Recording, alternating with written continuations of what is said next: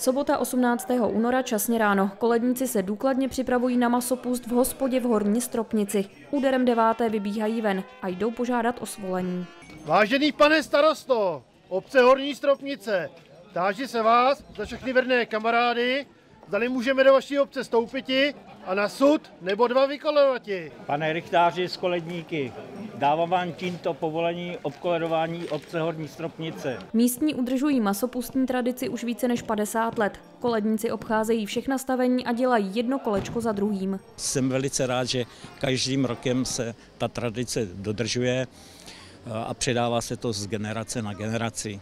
Dneska už i moji vnuci prakticky už se toho zúčastní v koledě, takže jsem velice rád, že to pořád každý rok funguje. Od roku 2012 jsme udělali 2 koledy, i slaměnou a růžičkovou, protože se obec rozrůstá a nedalo se to obejít za celý den. Růžičková koleda obchází Horní Stropnici. Jsou v ní jen mládenci a svobodní chlapci. Na hlavách mají klobouky s papírovými růžemi. Musí jich být 365, stejně jako dní v roce. Děkujem za šedrou koledu a večer s novinečkou!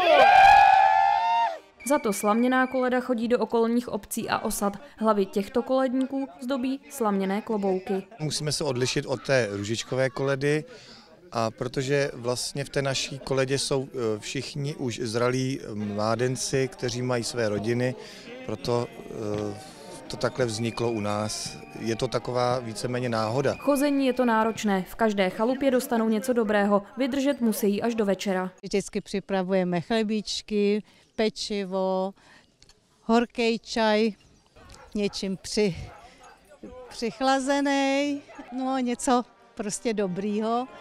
A každý rok chodíme potom večer na věneček. Odpoledne se obě koledy sejdou, jak slaměná, tak růžičková. Zase končí na náměstí v Horní Stropnici. Vracejí se tam, odkud ráno vyšli.